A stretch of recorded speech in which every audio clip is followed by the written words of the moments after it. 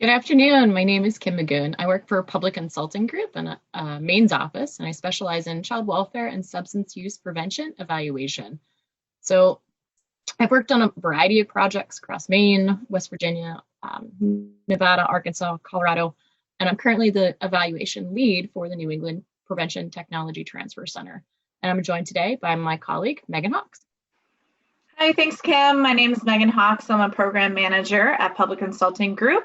I have almost a decade of experience working in public health on a variety of issues at the state and local level, and work as an evaluator, consultant, and manager for projects that promote population level health and mental health, as well as substance use prevention, treatment, and recovery.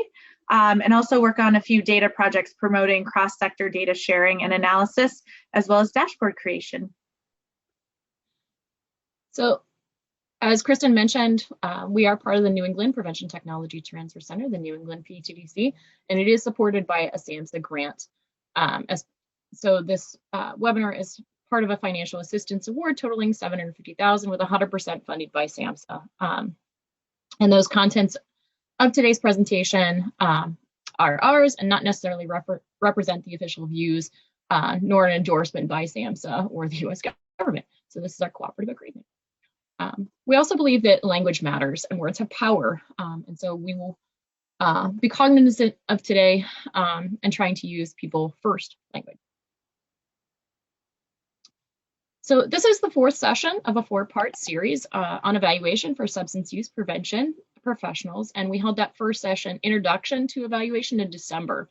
And the second part focused on design of the evaluation. That was in February. And in April, we talked about conducting the evaluation. So today we'll conclude this series with using evaluation to make data-driven decisions. And it really focuses on telling your story of using evaluation results and disseminating them to a variety of stakeholders and really understanding how to make data-driven decisions.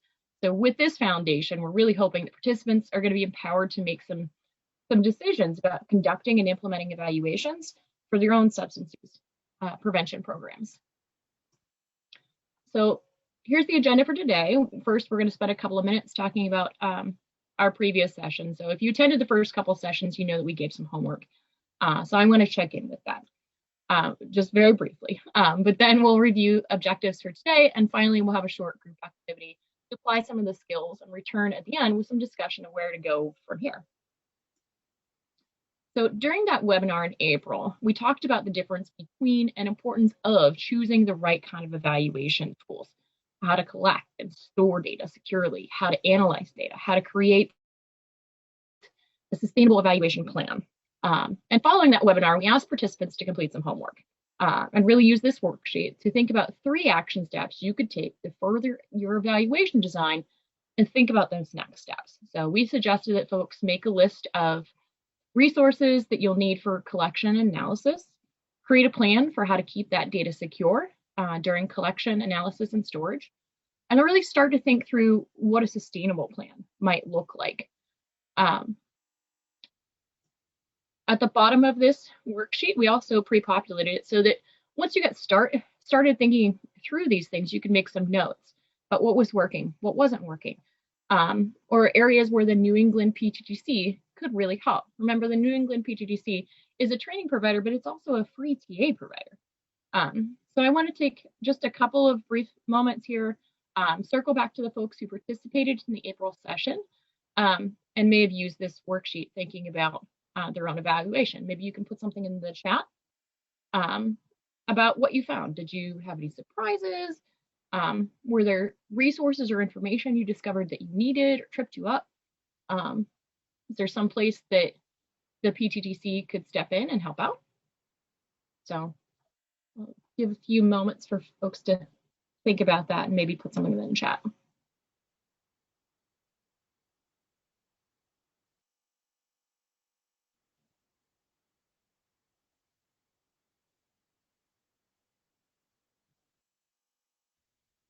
So we're going to keep going, but we're going to keep this form in mind and return to it at the end of the session. We talked about a few different examples of evaluation cycles in this first session of the series. And this is one of those cycles. This is one from the CDC framework approach. And we started our series by describing the problem and the program. In February, we moved on to evaluation design. And then in April, we talked about gathering credible evidence and justifying our conclusions. So today, we're going to bring it back full circle and think about sharing those lessons learned and think about circling back to engaging stakeholders again.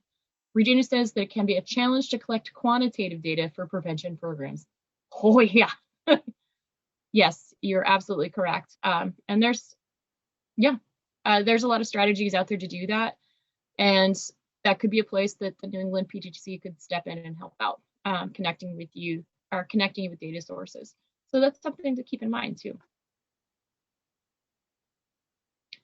During today's session, participants are going to look at 4 objectives here.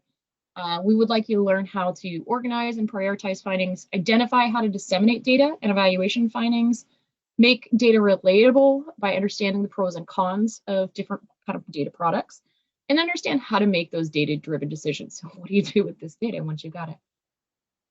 And in this series, if you attended any of the sessions before, you know that we've been using this fictitious evidence-based program example called Smarter Start to relate back to our concepts.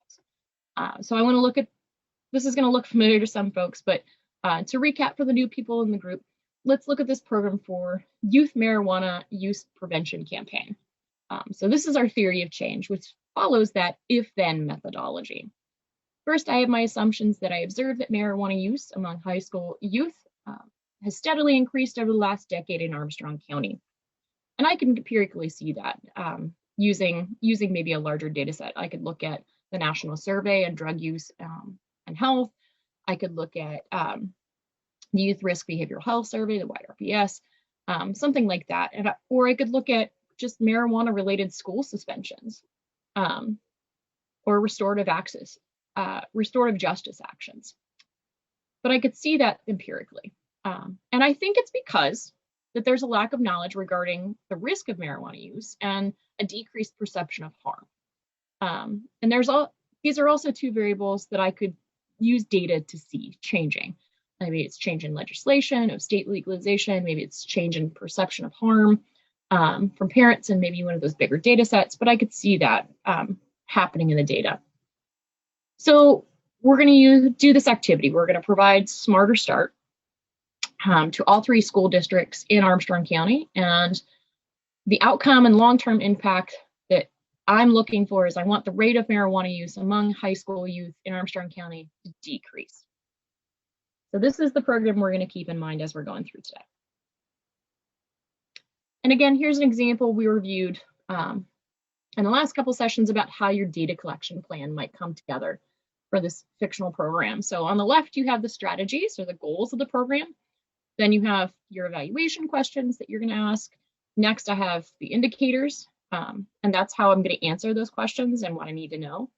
And then I have, then I went through each indicator and I thought about how I could actually get that information and the data source from where it would come from. So, for example, to deliver that Smarter Start program to high school youth, parents, and teachers,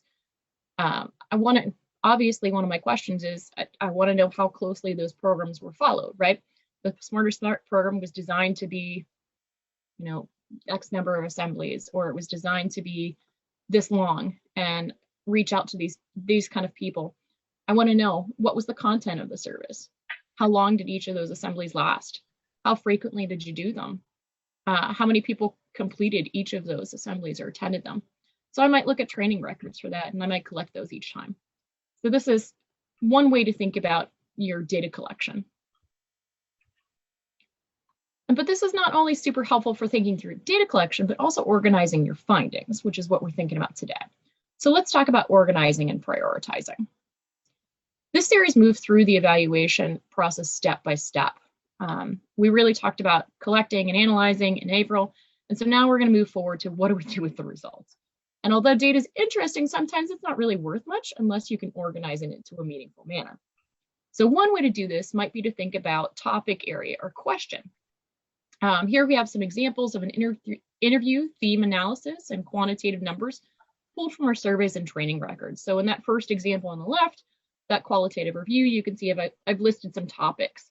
And then I grouped my interview themes below them. So parent-caregiver perception of the program, parent-caregiver knowledge, and I've got some notes about what I found in those interviews.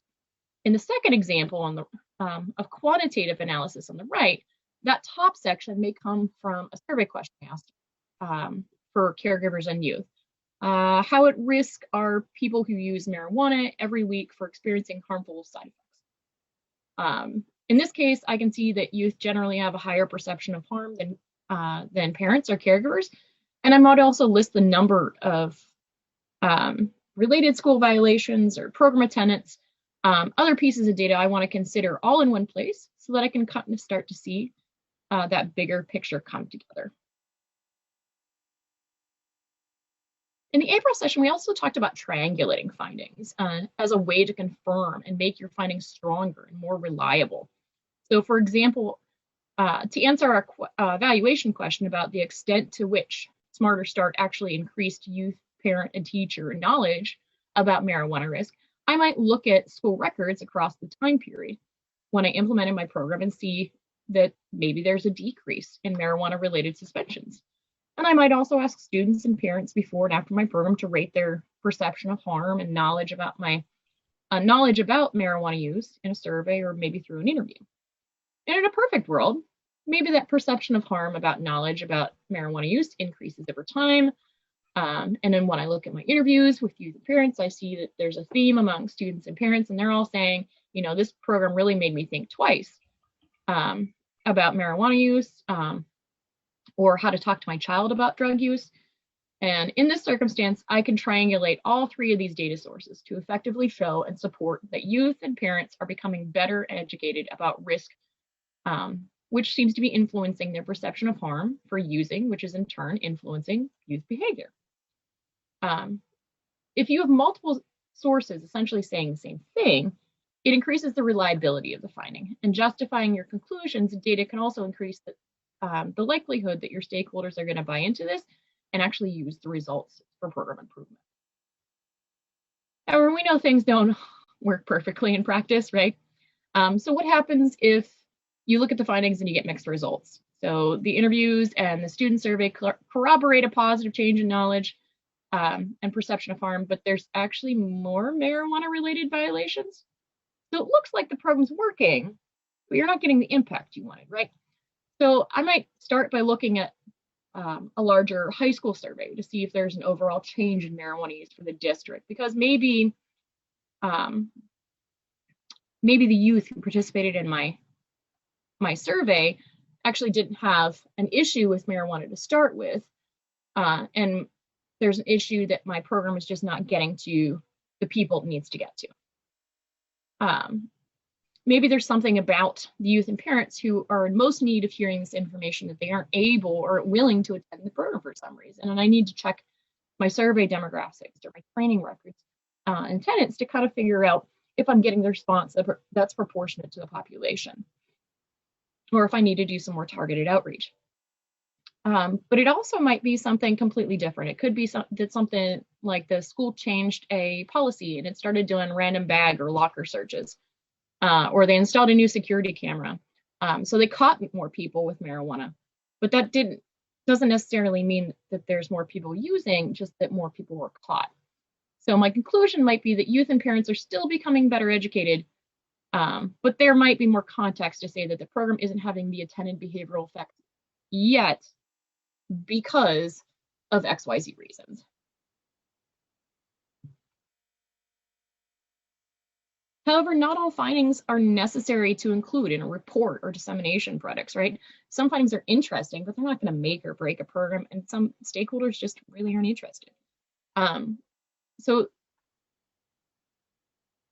sometimes things can't easily be changed, right? Like state laws around marijuana use. So it's important to prioritize your findings when you begin to think about how you will share the information with others. And this is one example of how you might do this. This actually comes from the PTTC Data-Driven Decisions work group. They presented this in a template in a recent presentation. We've adapted it for marijuana use.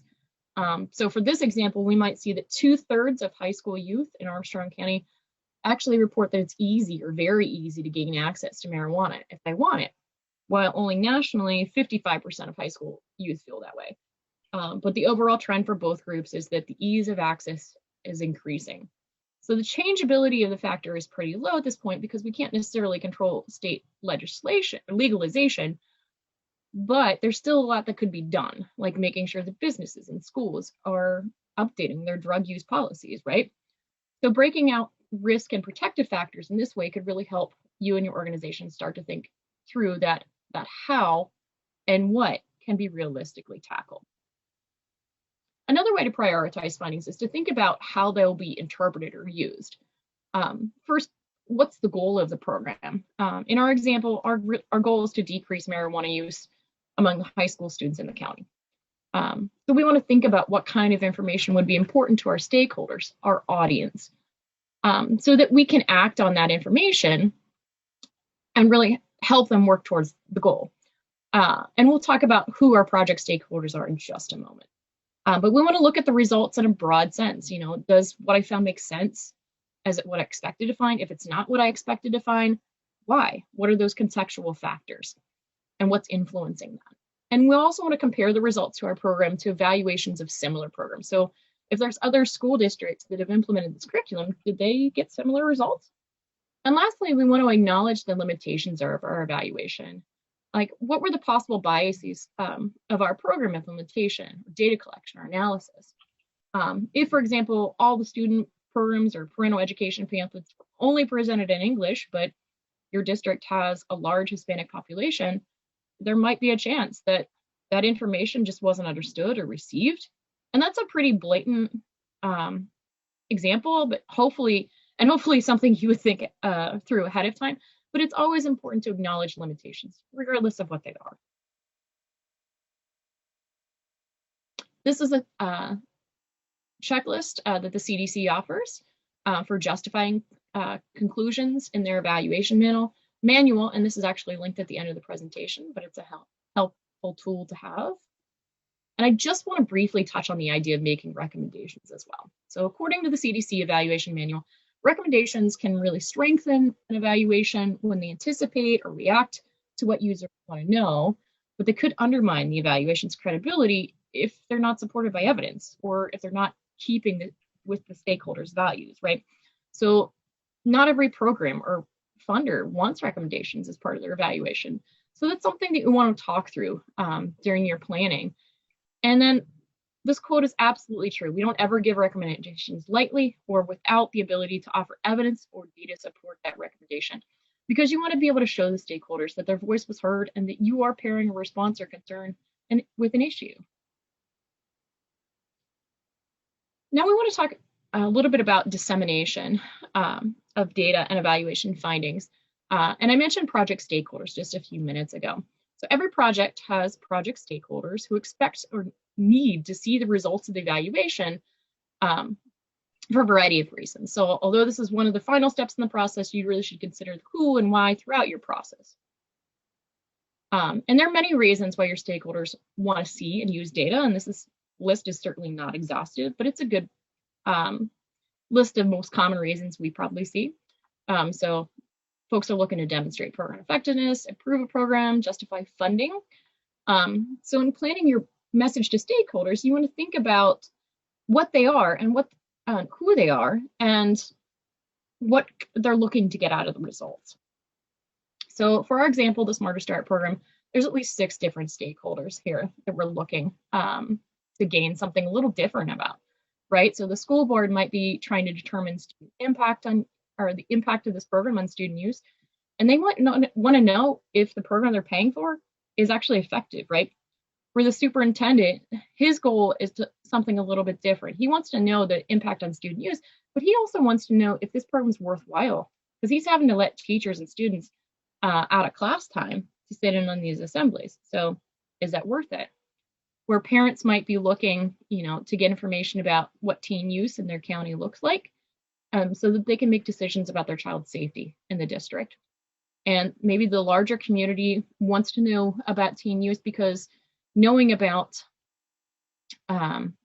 use in the school district will make them more or less willing to allocate more tax dollars to the district when that time comes. So everybody has a stake in it, but it's all just a little bit different. So you really want to think through that.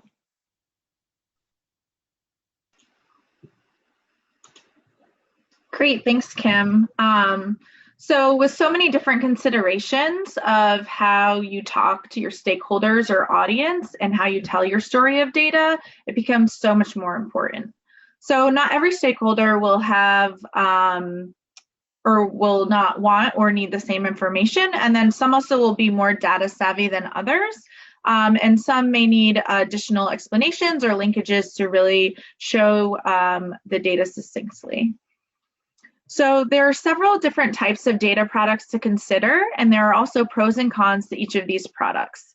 So we also have some additional visualizations in the coming slides to show what some of these might look like. So with your evaluation report, most of you may or may not be familiar with what an evaluation report looks like. They're traditionally very detailed and thorough, detailing the project's background, the methods of the evaluation, the results, and the recommendations. Many require inclusion of essential metrics, typically for the funder. And there are also times when these reports are the only documentation that gets constructed for the program. With staff turnover or people leave, it's the only thing left behind. So these can also be very time-consuming to write. They're very heavy with data, often have complex analyses, and sometimes can be harder for stakeholders to understand or really find the time to invest into reading them. Sometimes they can be 30 pages or upwards of 100 to 150 pages, depending on what your the purpose was. Additionally, we have abstracts or briefings, and so these are usually a little more manageable with around 3 to 5 pages that pull out the major highlights and findings. So this really allows the reader to understand what was important in the project, but it also can gloss over some of the details. So it doesn't have the same in-depth articulation as a full report, and these can even be turned into potential digital products through applications such as Microsoft Sway and Tableau. Additionally, there's fact sheets. So traditionally, these ones are 1 to 2 page documents with bulleted information and data often paired with it. They're quick and easy for audiences to read, but also don't usually offer very much context into the findings or how to use the results or evidence. Brochures and posters are similar to fact sheets. Again, they offer that high level, easily digestible information that's visually pleasing and eye-catching, and can often be disseminated more quickly for the messages, but again, not having that full context of findings. There are also press releases, which are usually short, 1 paragraph, bullet pointed information that is meant to give a high level version of the findings, or particularly a short snapshot of what you're doing. So hopefully these inspire someone from the media or potentially another organization and stakeholder to contact you for a more in-depth interview or to learn more about your program. We also have presentations, so most of you should be familiar with developing presentations for findings. They're usually PowerPoints or they can be webinars just designed to review the relevant findings. In some cases, we also add additional context that's going to provide more closely to what that abstract or briefing would look like, so that there's a high-level version of the overview and background of what you're doing, the methods, so people could potentially see how you got there or replicate your findings, and then concluding with your findings and recommendations.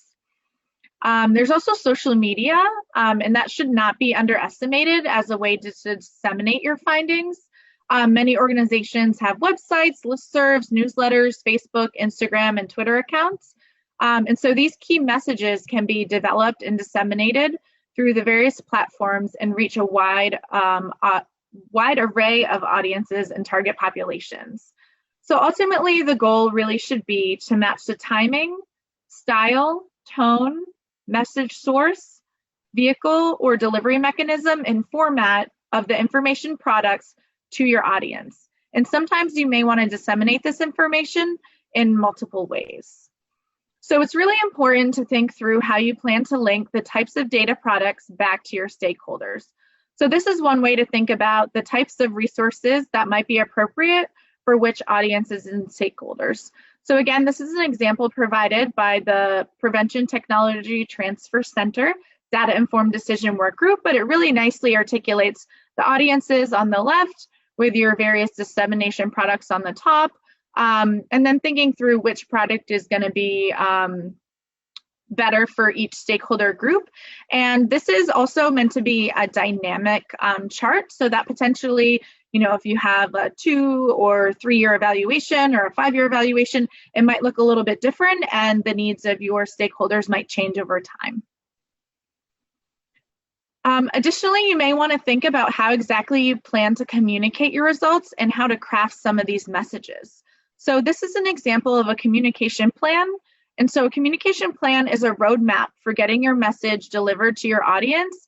And it's an essential tool for ensuring that your organization is sending clear, specific messages and that you have measurable results. And so we often create these communication plans using Microsoft Excel. And so in this example, we just want to ensure that there's going to be clear and consistent terminology used for when we relay messages related to marijuana use prevention.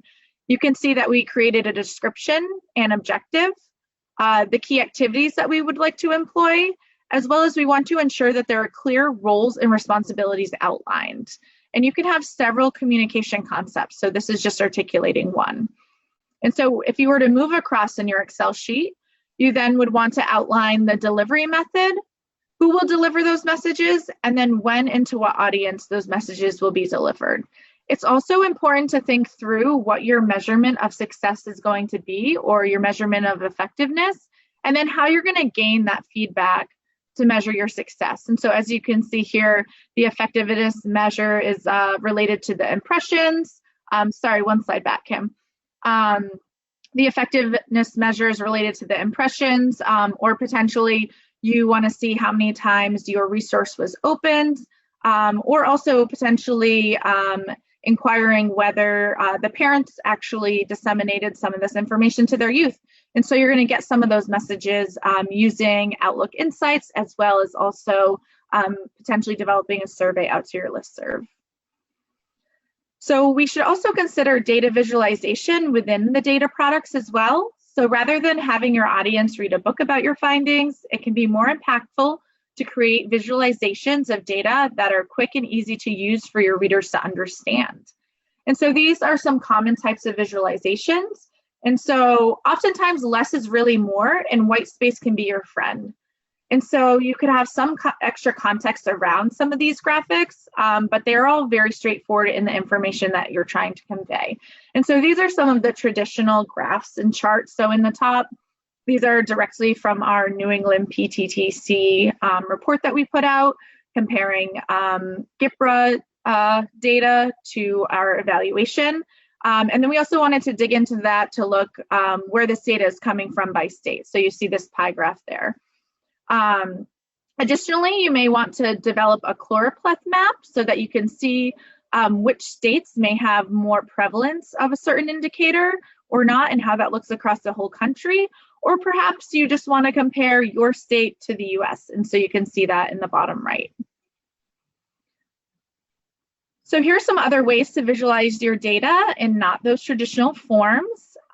So here you can use, instead of having a graph that shows 2 out of 5 individuals whose high school past 30-day use. So rather than saying, the percentage, you can just use different graphical mechanisms, such as these little individual figures here. You can see that 2 are highlighted and represents that 2 and 5 are using marijuana.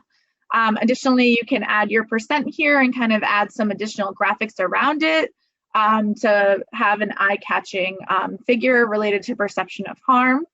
Additionally, if you want to convey some information around a programmatic metric, we have 25 safe storage promotional events were implemented, and so we just wanted to add here a graphical representation that there's multiple forms of marijuana, and that is really important that they stay locked up. Additionally, these are all quantitative examples There's also some cool qualitative visualizations that you can do. And here's a word cloud. So that basically takes all of your qualitative data, you put it into this word cloud generator, and it generates a word cloud. And you can play with different sizes that you want some of the words to be. Typically, the words will be bigger if they're more present in your sample. So here people are really talking about THC, marijuana, and cannabis compared to some of the other words. There's really a plethora of resources out there regarding data visualizations. Stephanie Evergreen is one of my favorites.